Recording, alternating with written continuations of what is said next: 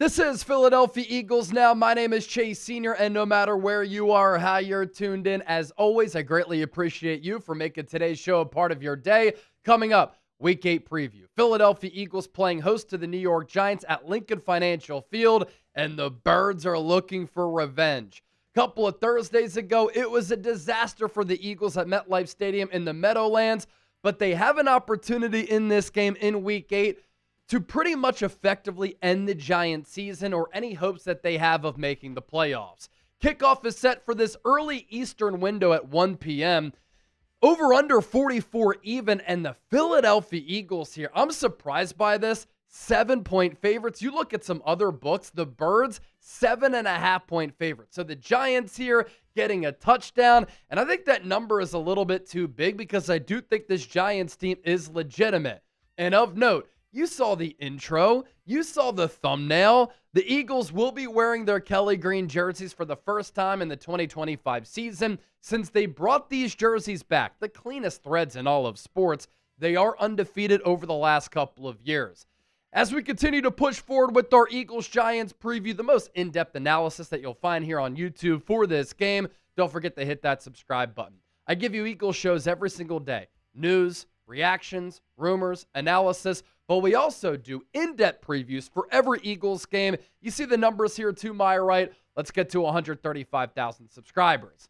The Eagles have an opportunity on Sunday to get revenge from that ugly, listless loss in which the Eagles were soft against the Giants a couple of Thursdays ago. But if the Eagles are able to be victorious in this game, this Giants team, which is playing with swagger, playing with confidence, they have belief, led by Jackson Dart, Cam Skattebo, and Abdul Carter. It looks as though they put together a really nice 2025 draft class. They're thinking that they have an opportunity to make the playoffs. But if the Eagles can win this game, it's going to make the Giants' task of making the postseason extremely hard because the Giants lost one of the craziest games that you'll ever see on Sunday against the Denver Broncos, and that dropped New York to 2-5 on the year. Eagles win this game, Giants are 2-6, and the odds that they can make the playoffs with that 2-6 record, very slim. And if the Eagles are able to win this game as well, it moves them to 6-2 going into the bye week when reinforcements are set to rejoin the Eagles coming out of the bye, and what awaits them following the bye week. Huge matchup inside the NFC as the Eagles travel to Lambeau Field to play the Green Bay Packers, who currently are the number 1 seed in the NFC. And that Giants-Broncos game, myself and Chip, some other people here at Chat Sports HQ, were watching that game transpire, and it was insane. One of the wildest games that you will ever see across the NFL. The Giants go up 13-0. The Broncos were shut out going into the fourth quarter, and Denver scores 33 points in the fourth quarter alone. That Jackson Dart pick on third down, it was a killer, and that allowed the Broncos to really climb back into the game. But after the Broncos went up, Jackson Dart led the Giants down the field, and then the Broncos able to respond. And Dart in that game, 15-33, the completion rate not good. 283 yards, though, 3 touchdowns, 1 pick. The 1 pick very costly, but I like how Brian Daboll put the ball in the hands of his rookie to make a play. He just didn't make that play. It's part of the learning experience. Cam Skattebo, 16 carries for 60 yards. Keep in mind that Broncos defense, one of the best units in the NFL. A lot of smack talk between Denver and New York going into that game, and you could feel the intensity coming through your screens. And at Mile High, Wan'Dale Robinson, 6 catches for 95 yards. He's put together a couple of really good games with Malik Neighbors out for the year. And Bo Nix could not do a damn thing until that fourth quarter. But like the Broncos did against the Eagles a couple of weeks ago at the Link when they scored 18 unanswered fourth quarter points, they come alive in the fourth. They shocked the Eagles. They shocked the Giants in week 7. And let's rewind back to that Thursday Night Football disaster when the Eagles got annihilated and embarrassed by the Giants by a final score of 34-17. Cam Skattebo was terrific in that game. He ran for 3 touchdowns. Nobody on the Eagles defense wanted to tackle him. They played timid, they played soft, and they played scared. Hopefully that attitude changes when you're at home trying to get revenge. Jalen Carter coming back should help, but It was crazy to see the Eagles back down like that. That was something that was reminiscent of what we saw from that horrid Eagles defense of 2023. Not the Eagles defense that we saw in 2024 and really to start 2025 prior to that game. Jackson Dart also in week 6 shined. 11 of 16 on third downs were the Giants, and he did a great job of improvising, extending plays, keeping plays alive, having good pocket feel and pocket mobility, using his legs from time to time to either throw it or to run it. He really is a dual threat quarterback, and Vic Fangio really likes him. He said today, any quarterback who was drafted to a team ahead of Jackson Dart, those teams are going to regret that.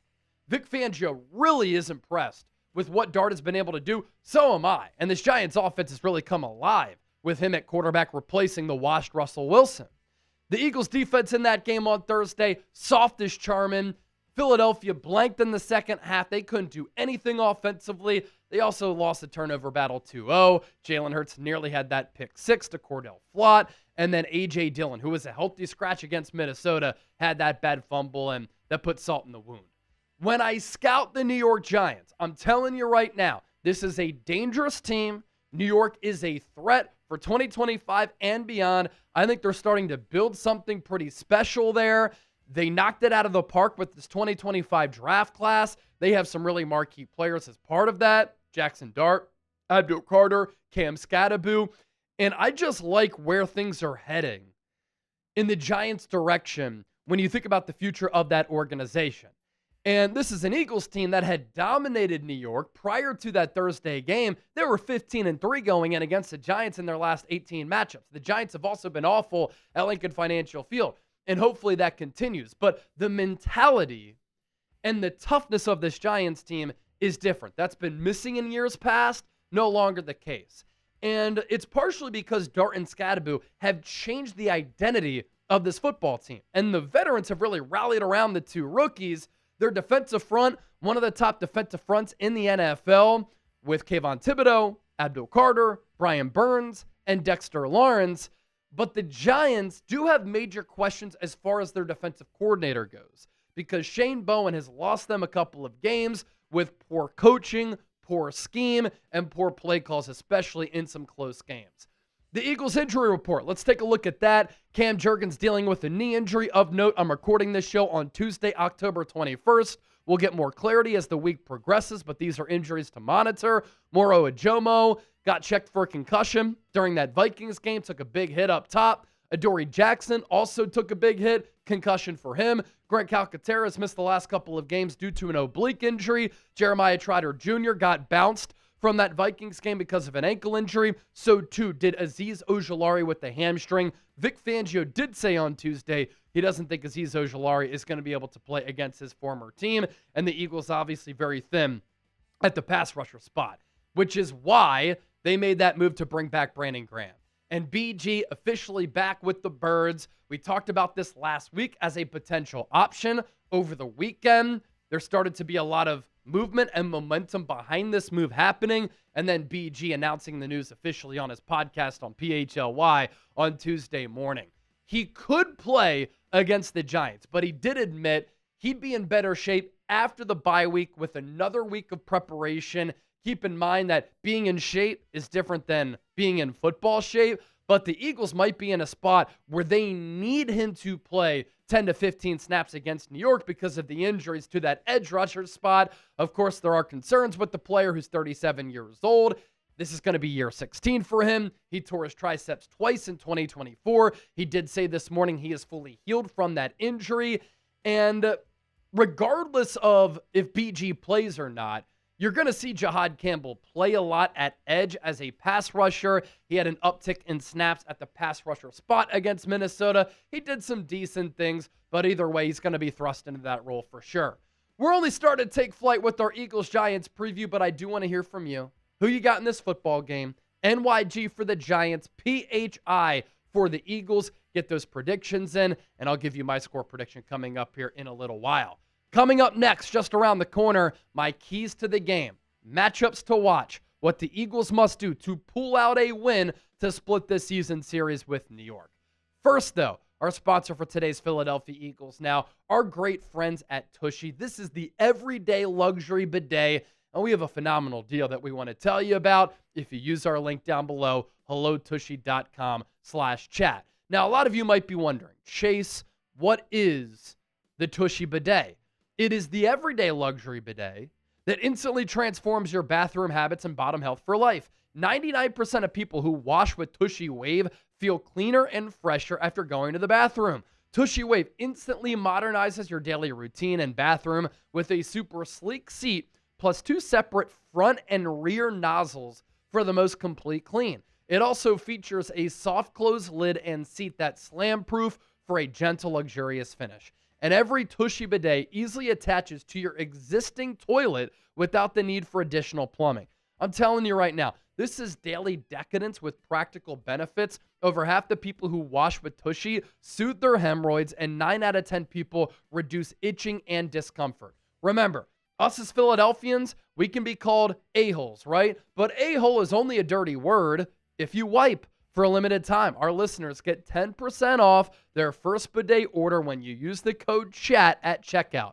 That is 10% off your first bidet order at hellotushy.com/chat, and you use that promo code CHAT.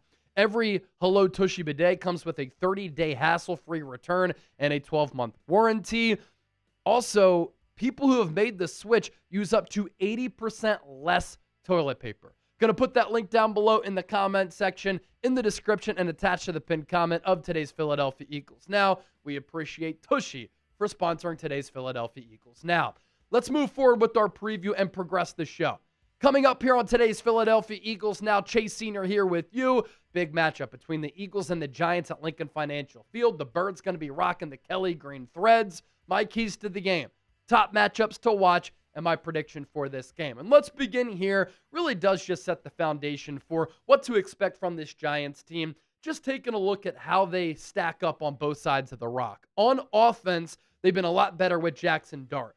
With Russell Wilson, this offense was bad outside of that Cowboys game, and so the number's a little bit skewed. But the Giants, 18th in points per game on offense at 21.9, 17th in yards per game at 336.6. Not a bad number by any means.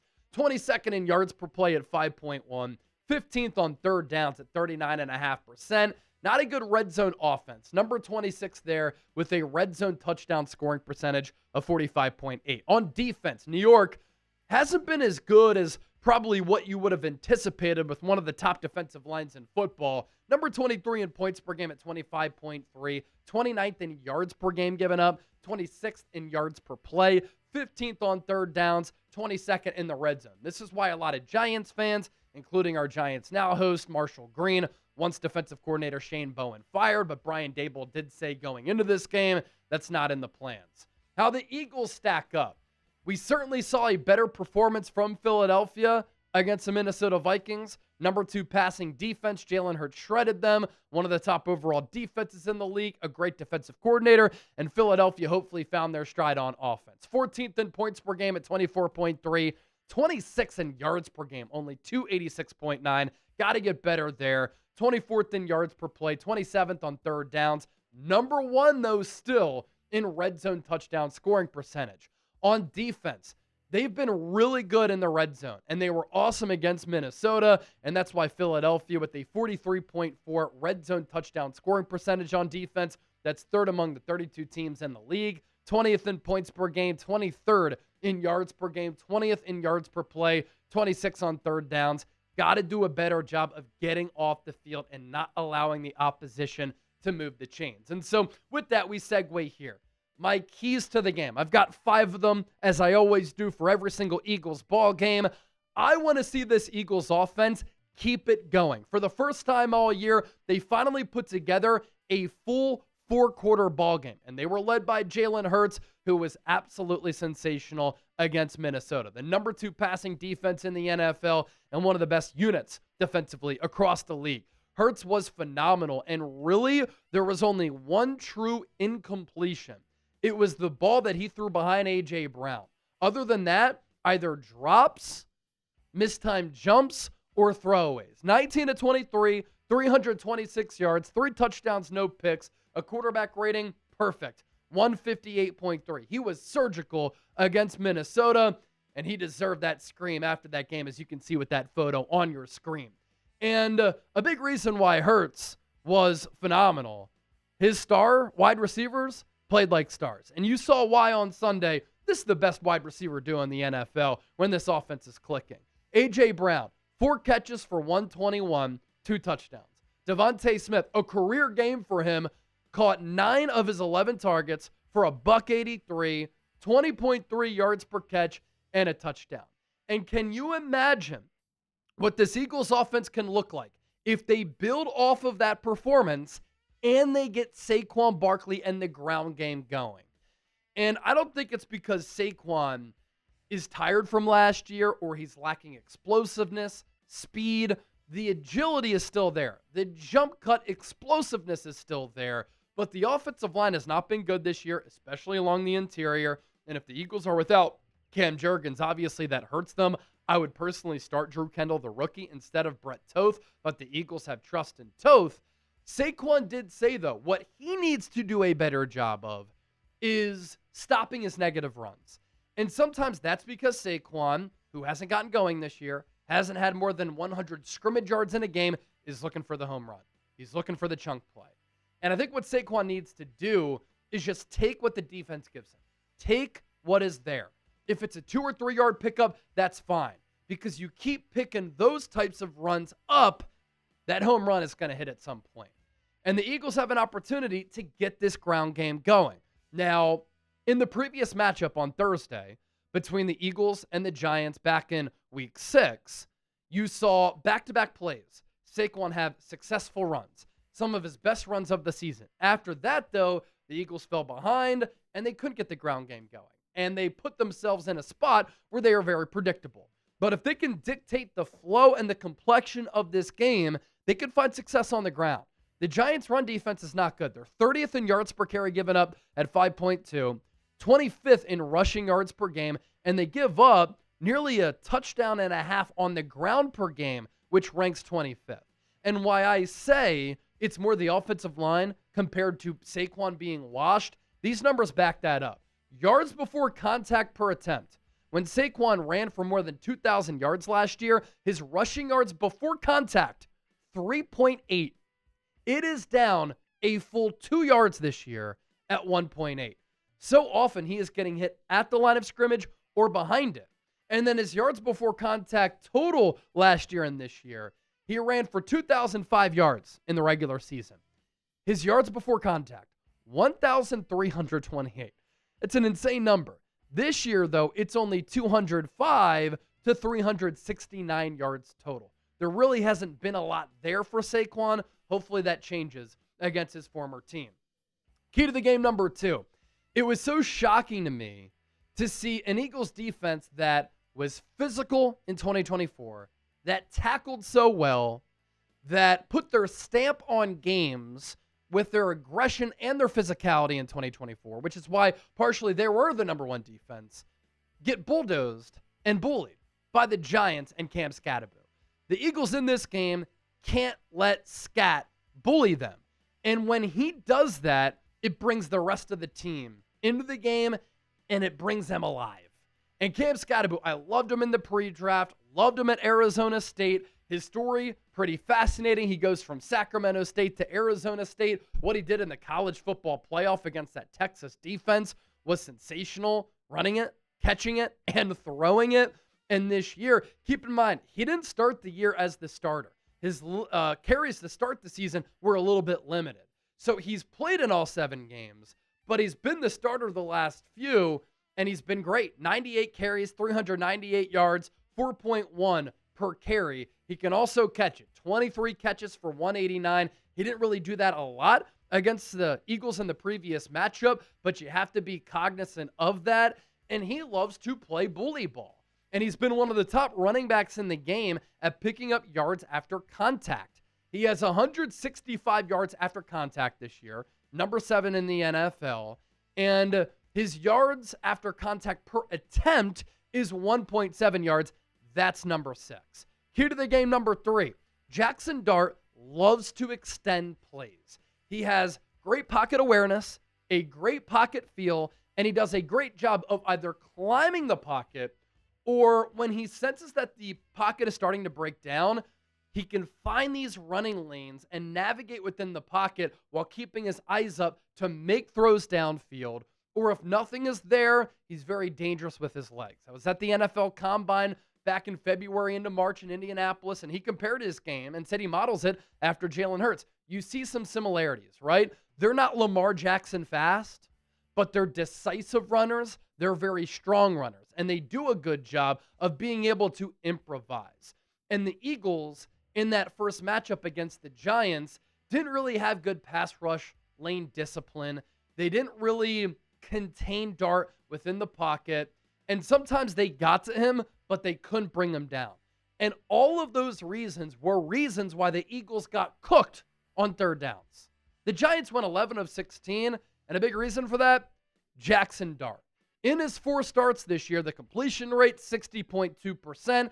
He probably is throwing to the worst wide receiver room in football without Malik Neighbors, but he's making chicken salad out of chicken shit. 7 touchdowns, 3 picks through the air, a quarterback rating of 89.3, and he has 178 rushing yards. This guy is going to be a force and a threat inside the NFC East for the foreseeable future, in my opinion. Jaden Daniels is too, obviously, but you worry about his frame and how small he is. Dart is built a little bit better to be more durable. For Jalen Hurts, show Jackson Dart, who idolizes you, what's up. Jackson Dart outplayed Jalen Hurts a couple of weeks ago. Can't happen again.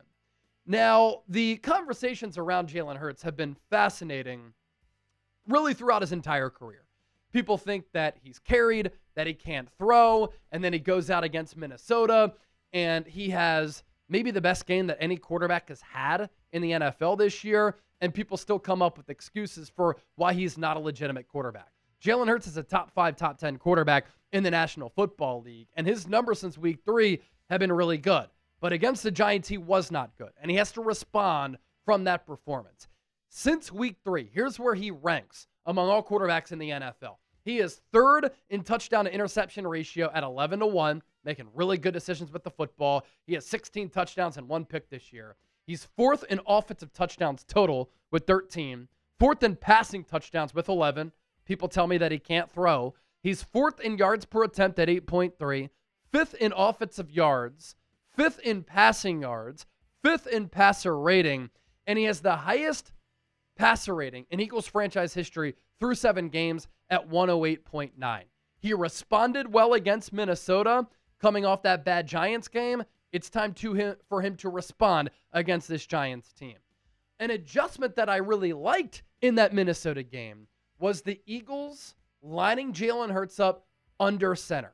And this opens up a couple of things. It opens up the pass game with the 3, 5, and 7-step drops. It opens up the running game because it makes you more difficult to defend.